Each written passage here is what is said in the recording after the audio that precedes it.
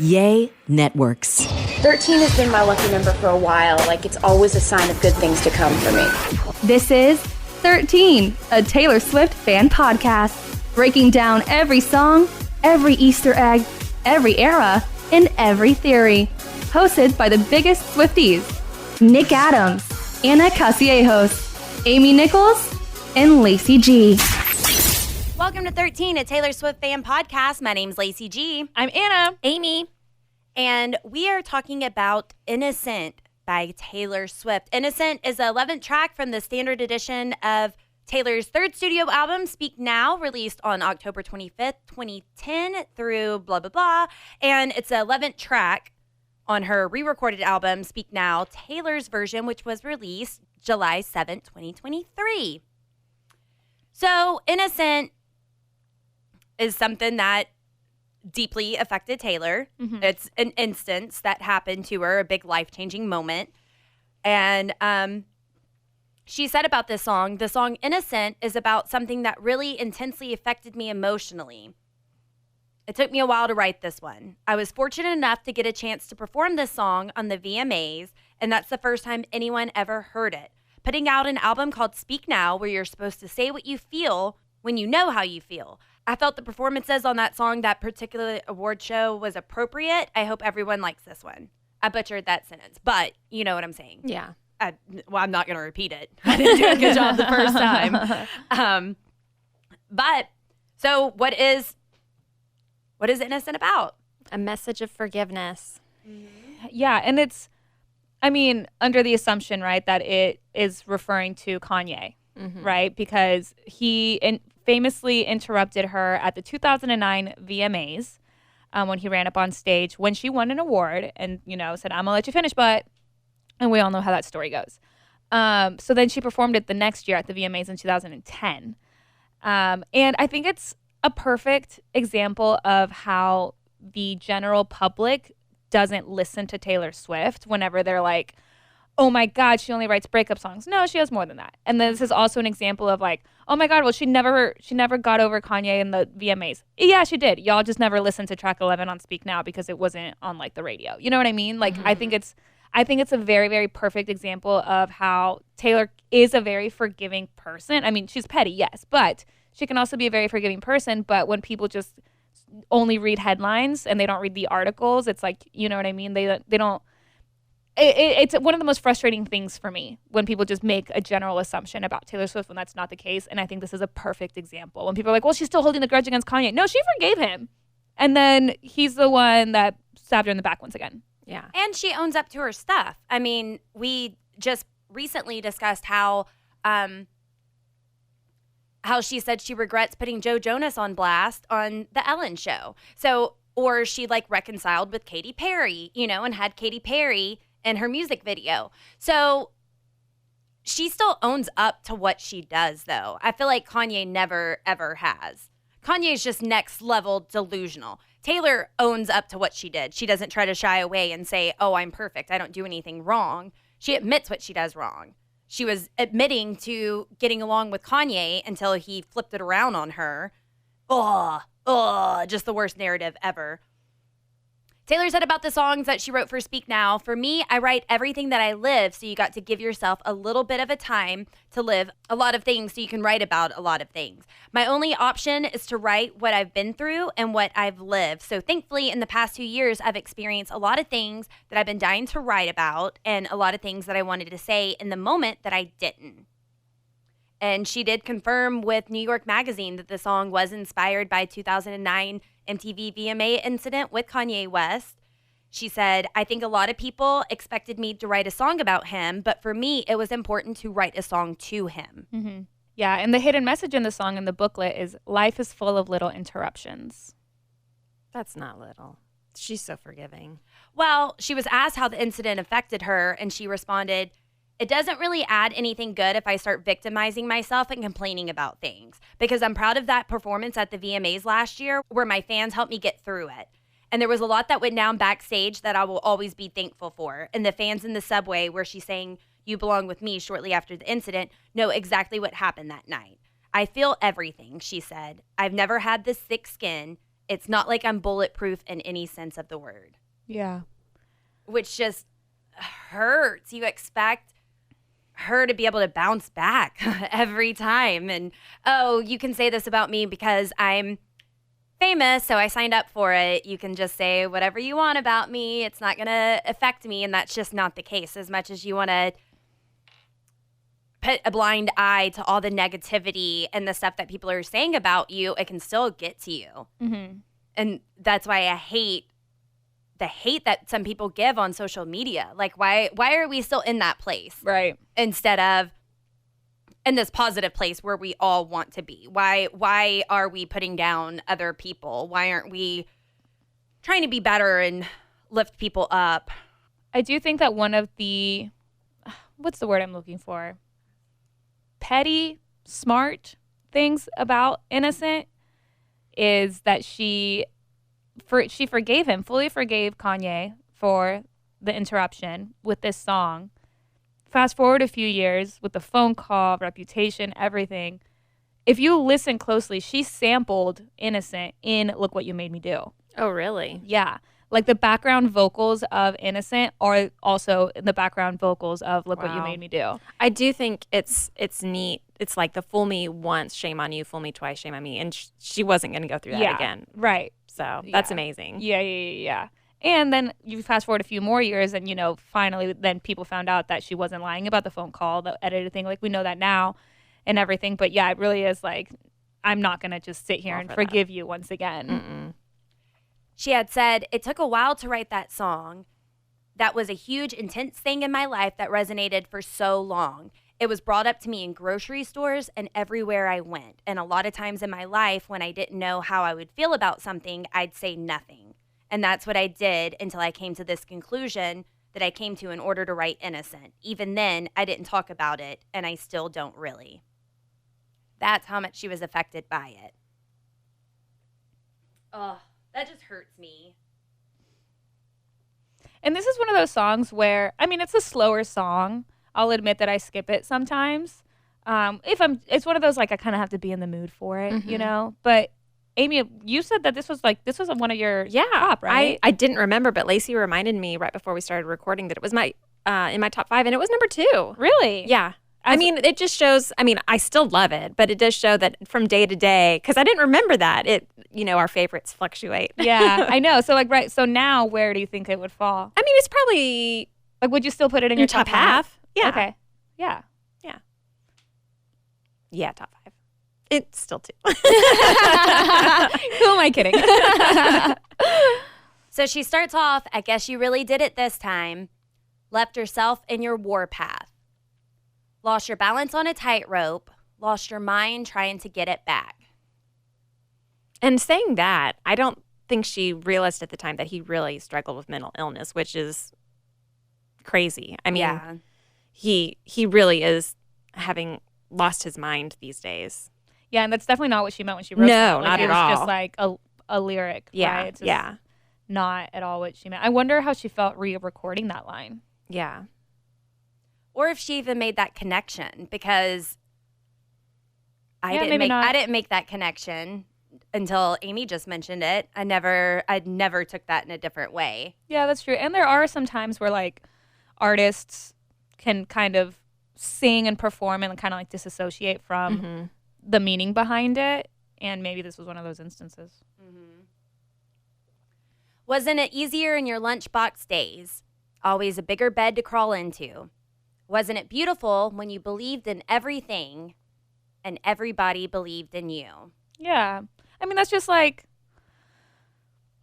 The days of innocence. Yeah, It's the days of innocence. imagery Exactly. of when you're little. Exactly.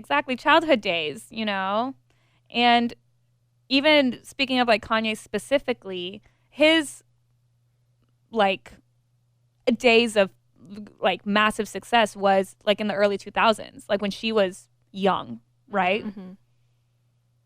Ooh.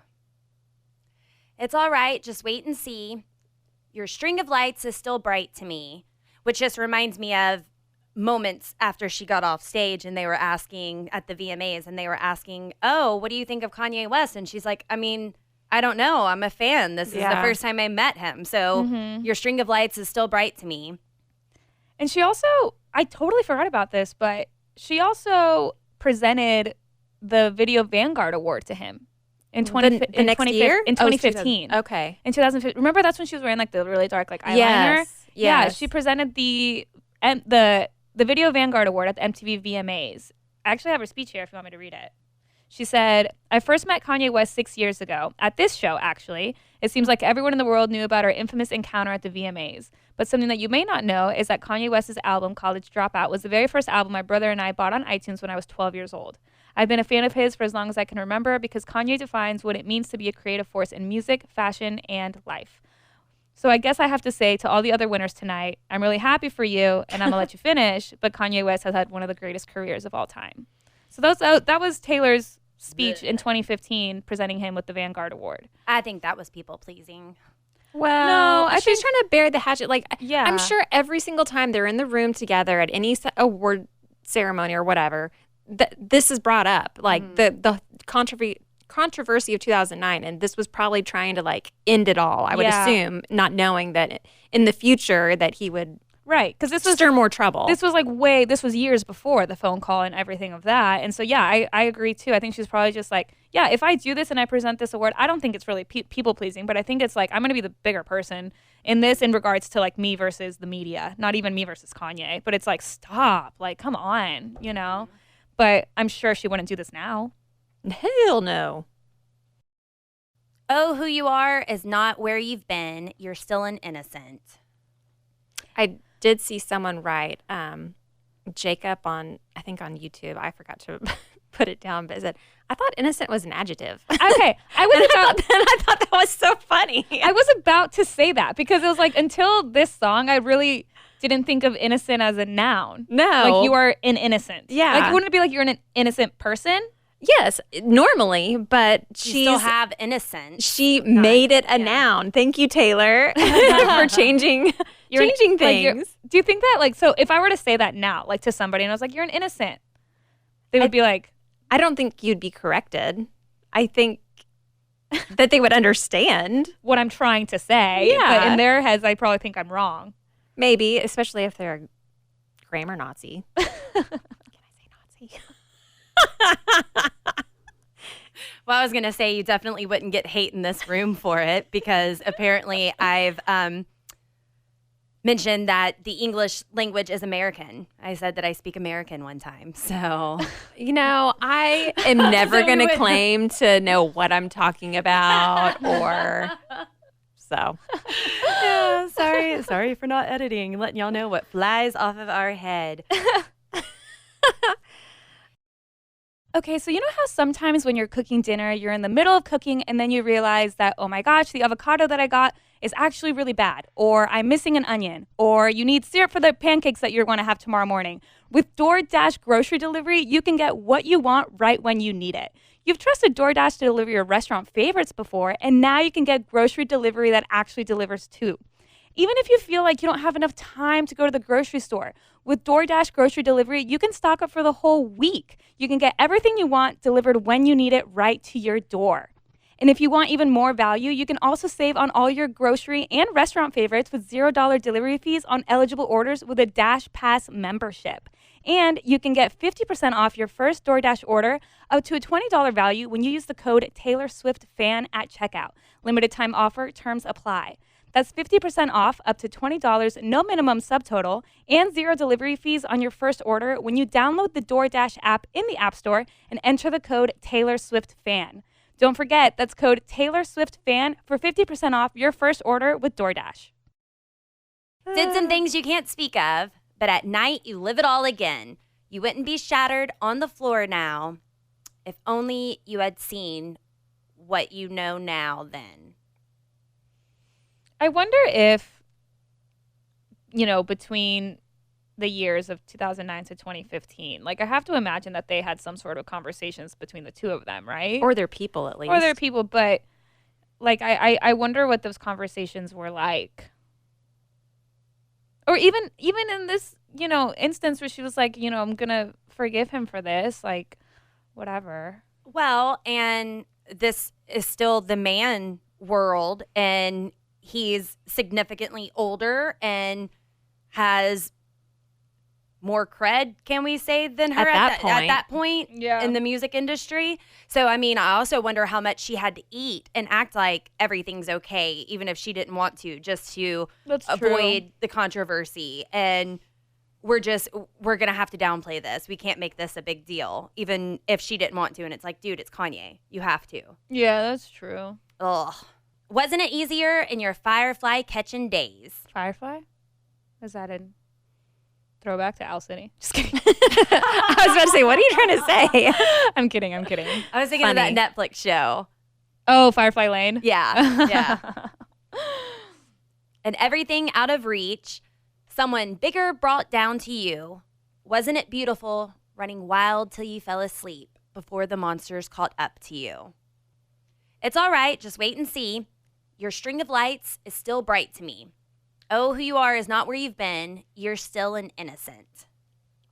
So the next, it's okay, life is tough crowd.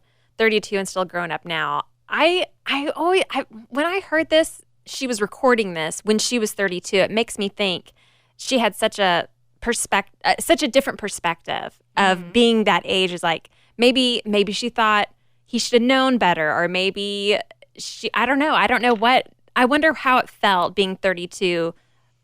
Re-recording this. Mm-hmm. Right. Yeah. Yeah, like specifically this line. Because Kanye was 32 whenever he interrupted her at 19. Yes. Yeah. Ugh. Yeah. Yeah, and you are supposed to have it all figured out, and then you don't. And I do love that Taylor has touched on this before, where it's okay to not have everything figured out. Mm-hmm. We're supposed to graduate high school and know immediately what path we're going to take. And I still have to figure it out sometimes.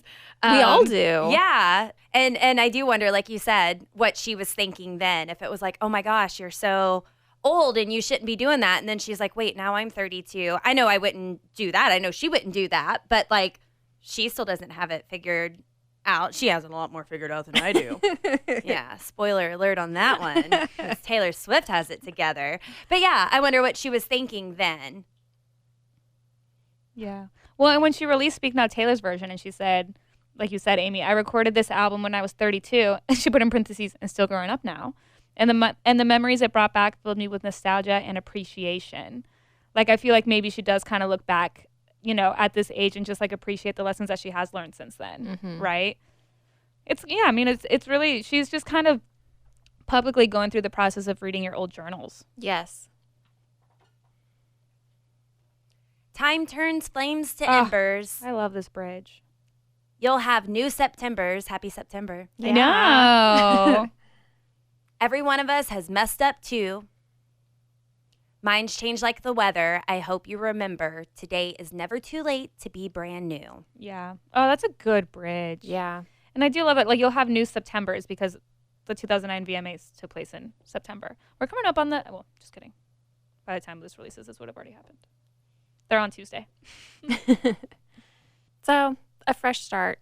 And a reminder that we're all human and humans have errors. Yeah, absolutely. And that it's okay to acknowledge those errors, right? Like, it's you don't always have to have the last word. Like, you don't always have to, when you do something and it's wrong, you don't have to just not admit that you did wrong just to win the argument, right? Mm-hmm.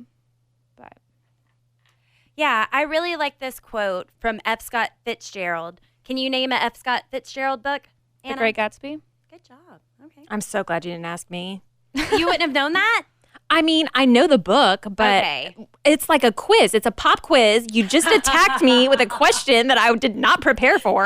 Do you also have trivia phobia? Oh my God, yes. I guess I didn't realize that. Okay. Okay. I mean, no. Because now you're just going to do it all the time. I genuinely think that the only reason I was able to confidently say that is because as soon as she said F. Scott Fitzgerald, You Googled it real fast? No. I thought in my head of the book cover of The Great Gatsby that says like F. Scott Fitzgerald on it. So like I was already thinking of it before she asked me. Man, you're getting good.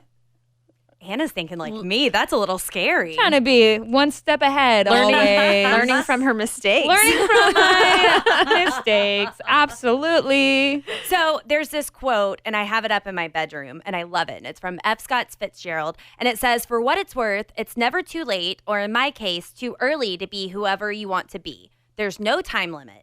Stop whenever you want. You can change or stay the same. There's no rules to this thing. We can make the best of it or the worst of it. I hope you make the best of it. I hope you see things that startle you. I hope you feel things you've never felt before.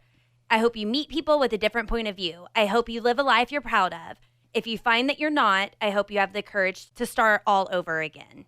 And I just thought that was beautiful, because that's just because you were mean before doesn't mean that you have to be mean now. Like people are allowed to change and grow, and there aren't any rules. Stop and start over, pivot. We can just take control. I really like that quote. So just get it off your chest and then get it off my desk. No, I really like that quote. Thank you for sharing that, Lacey, from the author of The Great Gatsby. Yes. Okay, would you guys like to hear from our listeners in regards to the song Innocent? Yes, please. Yes, we like to post on our Instagram at the 13 Podcast, asking anybody that listens to this podcast for their stories, memories, reactions, misheard lyrics for any song that we are talking about. That way we can all walk down memory lane together. So for this song, here are some of the comments from our Instagram. At the 13 Podcast. Increscendent. I'm sorry, y'all still have some really tough usernames for me to share, but you know who you are. Says Anna Sizabo. Zabo. Okay. Increscendent said, "I remember watching her live performance and she looked so gorgeous, but I couldn't stop looking at her feet." I wonder why. Was she barefoot? I guess I'll have to go back and look to see if she was barefoot. Or maybe, I don't know. Y'all don't have to look at my feet, but I did just get a pedicure yesterday. Proud of you. Mm-hmm. Virgil Andre said, "First of all, love you guys. Love you. Second, I listened to the song after my dad interrupted my speech at my sister's wedding, and it was such a core memory. And then it came to the bridge, the best part, and my iPod died." So no good ending. Charge your iPod, Virgil. Mrs. Duke 48 said, "I've been waiting for this one. 12-year-old me listened to the song on repeat and cried because she didn't understand the emotional abuse that she was experiencing. 25-year-old me listens to this song with love for the hurt little girl who was just trying her best to get through each day." Aw. Sending you much love, Mrs. Duke 48. Ani Says Me says, "Innocent is my forever my favorite Speak Now songs. It resonated with me as a kid and it resonates with me even now. I just try to not think about who it's about, LOL." Yeah, apply it to your own life. However you will. It's a fave. Yeah, absolutely. Thank you guys for sharing with us. Yes, thank you all for sharing. Thank you for listening. Thank you for joining 13, a Taylor Swift fan podcast. I'm Lacey G. No. No. Just no. Lacey's not an innocent. She's doing this on purpose. Amy, quick quiz, go. Scott Fitzgerald. And join us next time, because we are going to be breaking down Now I'm haunted. Haunted. which sounds perfect. Pairs up well with spooky season. Thanks for listening to 13, a Taylor Swift fan podcast. Subscribe for free and leave a positive review on Apple Podcasts, Spotify, or Google Podcasts.